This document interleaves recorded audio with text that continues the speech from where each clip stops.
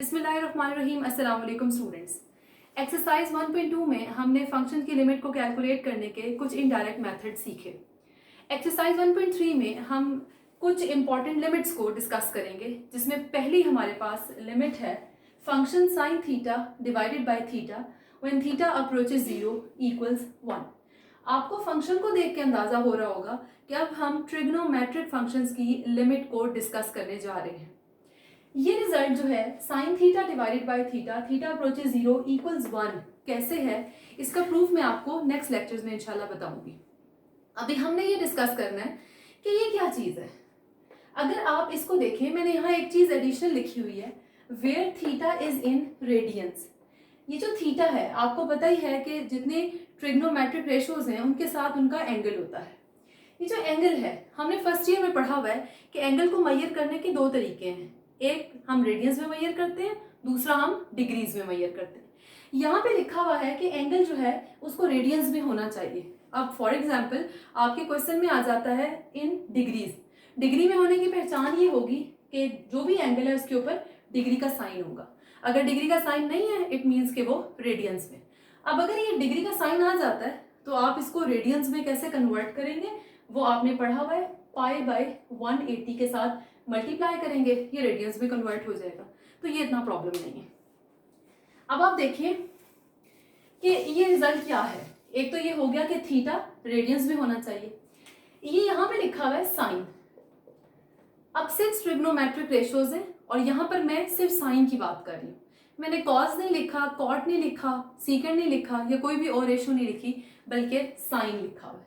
Sign के साथ उसका जो भी एंगल है, अब आपके पास एंगल कोई भी वेरिएबल होगा, डिवाइडेड बाय सेम वेरिएबल होना चाहिए with limit this variable approaches 0। तो फिर ये रिजल्ट जो है ये 1 के इक्वल होगा। अब मैं इसमें थोड़ा चेंज करती हूँ। फॉर एग्जाम्पल यूं है साइन 6 थीटा, लेट सपोज। अब आपके पास एंगल सिर्फ थीटा नहीं है बल्कि 6 थीटा है। अगर आपके पास एंगल 6 थीटा है तो फिर डिवाइडेड बाय 6 थीटा ही होना चाहिए।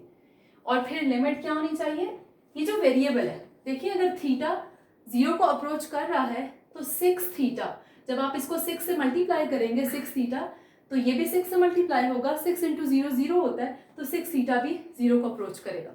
बहरहाल आपको यहाँ पे 6 थीटा अप्रोचेस 0 लिखने की जरूरत नहीं है, आप यूं भी लिख सकते हैं और ऐसे भी लिख सकते हैं। तो हम इसको फिलहाल ऐसे थीटा ही लिख रहे हैं। कहने का मकसद ये है कि आपके पास एंगल डिवाइडेड बाय ये सेम होना चाहिए और ये जो वेरिएबल इसमें इन्वॉल्व है वो 0 को अप्रोच कर रहा हो।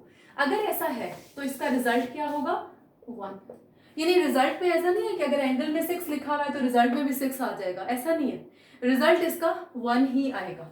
इसी तरह से 6 जरूरी नहीं थीटा हो, कोई भी एंगल हो सकता है, मीन्स नाम कोई और भी हो सकता है। जैसे आपके पास 10x है तो फिर sine 10x divided by should be 10x with limit x approaches 0।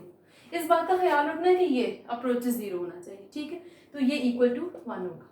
वैसे अगर आप इसको डायरेक्टली देखें, जैसे हमने ये कहा था कि हमें इनडायरेक्ट मेथड की जरूरत ही तब पड़ती है जब हम लिमिट को डायरेक्ट ये वेरिएबल की वैल्यू डायरेक्ट पुट करते हैं, तो हमारे पास इनडिटर्मिनेट फॉर्म बन जाती है। अगर आप यहाँ पे ये करें, थीटा को 0 पुट करें, साइन 0 ओवर 0।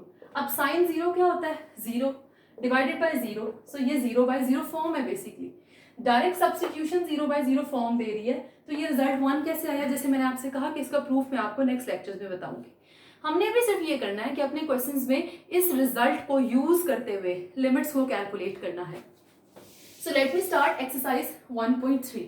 अगर आप अपनी एक्सरसाइज में क्वेश्चन नंबर 1 देखें, क्वेश्चन नंबर 1 है evaluate the following limits. Question number 1 first part is limit theta approaches 0 sine 7 theta divided by theta. देखिए हमें किसी भी रिजल्ट की कब जरूरत पड़ती है या हमें इनडायरेक्ट मेथड की कब जरूरत पड़ती है, जब हमारे पास इनडिटर्मिनेट फॉर्म बन रही होती है। तो सबसे पहले तो हम चेक करते हैं कि ये इनडिटर्मिनेट फॉर्म है या नहीं। अगर नहीं है तो फिर कोई प्रॉब्लम नहीं है, डायरेक्ट सब्स्टिट्यूशन करेंगे और हम इसकी वैल्यू कैलकुलेट कर सकते हैं, लिमिट बेसिकली कैलकुलेट कर सकते हैं। जब आप थीटा को यहाँ पर 0 पुट करेंगे तो ये आपके पास हो जाएगा sine 7 into 0 divided by 0। 7 into 0 is 0, sine 0 पे क्या होता है 0 और ये आपके पास पहले से 0 है। सो डायरेक्ट सब्स्टिट्यूशन क्या दे रही है, 0/0 फॉर्म। तो आपने वही काम करना है जैसे 1.2 में किया था कि आप इसको 0/0 फॉर्म लिख देंगे। अब हमने क्या करना है, अब हमने इस रिजल्ट को यूज करना है, बस आपको ये चीज बनानी है। तो अगर ये आपके पास चीज बन जाती है विद लिमिट 0, आपका रिजल्ट 1 होगा। हमने भी डिस्कस किया कि जो एंगल है आपके पास डिवीजन में सेम चीज होनी चाहिए। अगर एंगल 7 थीटा है तो डिवाइडेड बाय 7 थीटा होना चाहिए। सो 7 इज मिसिंग हियर। आप क्या करेंगे, आपको यहाँ 7 चाहिए, 7 से इसको मल्टीप्लाई करें। जब हम मल्टीप्लीकेशन करते हैं तो बैलेंस के लिए हमें क्या करना पड़ता है, डिवाइड करना पड़ता है। तो ये आपके पास बन जाएगा limit theta approaches 0 sine 7 theta.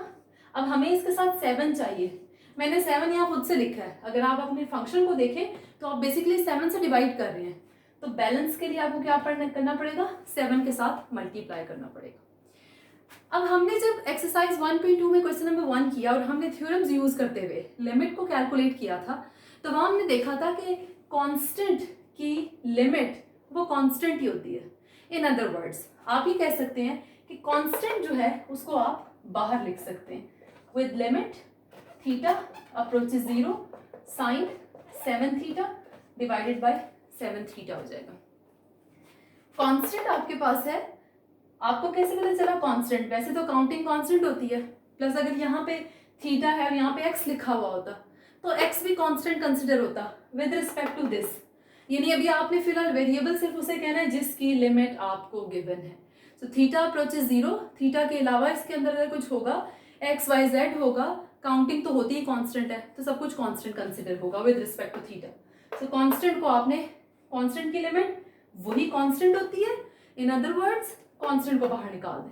आपने जैसे ही कांस्टेंट को बाहर निकाला आपके पास क्या चीज लिखी हुई है, sine 7 theta divided by 7 theta. हमने क्या डिस्कस किया, एंगल और ये सेम होना चाहिए with variable approaches 0। So 7 theta over 7 theta, variable approaches 0। ये रिजल्ट इसकी हेल्प से क्या हो गया 1, 7 into 1, so 7 into 1 is 7 और ये आपका एक आंसर आ गया है। तो जो इनडिटर्मिनेट फॉर्म थी उसको कैसे किल किया हमने, with the help of this result. So question number 1 के आप सब पार्ट्स में देखेंगे कि ये वाला रिजल्ट कहीं ना कहीं यूज हो रहा होगा। मैं आपको यहाँ से एक और क्वेश्चन करके दिखाती हूँ इसी से रिलेटेड।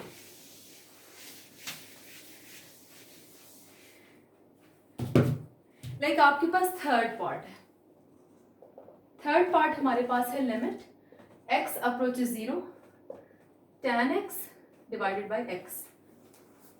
वैसे tan x ओवर x के लिए भी ये रिजल्ट होता है, लेकिन अभी हम साइन के रिजल्ट की हेल्प से ही इसको करते हैं। डायरेक्ट सब्स्टिट्यूशन करें, x को जब आप 0 पुट करेंगे तो tan 0 पर 0 होता है। जब आप x को यहाँ सब्स्टिट्यूट करेंगे तो 0, सो 0/0 फॉर्म बन गई। अच्छा, अभी हमने ये डिस्कस किया कि रिजल्ट सिर्फ साइन के लिए, तो पहला काम हमें क्या करना है, हमने पहले तो tan को कन्वर्ट करना है। सो हिंट ये है कि अगर साइन के अलावा कोई भी रेशो है तो आप उसको कन्वर्ट कर देंगे। अब tan है, tan को आप लिखेंगे साइन ओवर कॉज होता है, x approaches 0 sine x over cos x divided by x। अब ये इसका डिनोमिनेटर आपके होल फ्रैक्शन का डिनोमिनेटर बन जाएगा। So limit x approaches 0 sine x over cos नीचे उतर आएगा विद x। अभी भी ये 0/0 फॉर्म ही होगी। हमने 0/0 फॉर्म को किस तरह से खत्म करना है, देखें आपको ये ढूंढना है कि आपके फंक्शन में इस तरह का कोई रिजल्ट आपको नजर आ रहा है। साइन थीटा बाय थीटा है, अगर आप यहां से देखें तो साइन x ओवर x, ये सेम रिजल्ट बन गया, जिस वेरिएबल का नाम डिफरेंट है। तो जहां रिजल्ट बन रहा है उसको सेपरेट कर दें, बाकी जो आपके पास रह जाएगा फंक्शन उसको आपने अलहदा से लिख देना। तो ये हमारे पास क्या बन जाएगा, यहाँ से limit x approaches 0 sine x over x into 1 over cos x हो जाएगा। ठीक, अब आप देखिए कि ये आपके पास है साइन x ओवर x, इसकी लिमिट आपने थ्योरम पढ़ा हुआ है लिमिट का कि प्रोडक्ट की लिमिट कैसे कैलकुलेट होती है, दोनों की लिमिट सेपरेटली होगी। Limit x approaches 0 sine x over x, limit x approaches 0 1 over cos x। ये वाला result with the help of this is 1। ये 1 हो गया। बाकी जो बच जाएगा उसमें बस सब्सटीट्यूट करें आप। x को आप 0 लिखें, 1 over cos 0, cos 0 पे होता है 1, सो रिजल्ट इज 1। सो आपने इस रिजल्ट की हेल्प से क्वेश्चन नंबर 1 के बाकी पार्ट्स करने हैं। Thank you so much.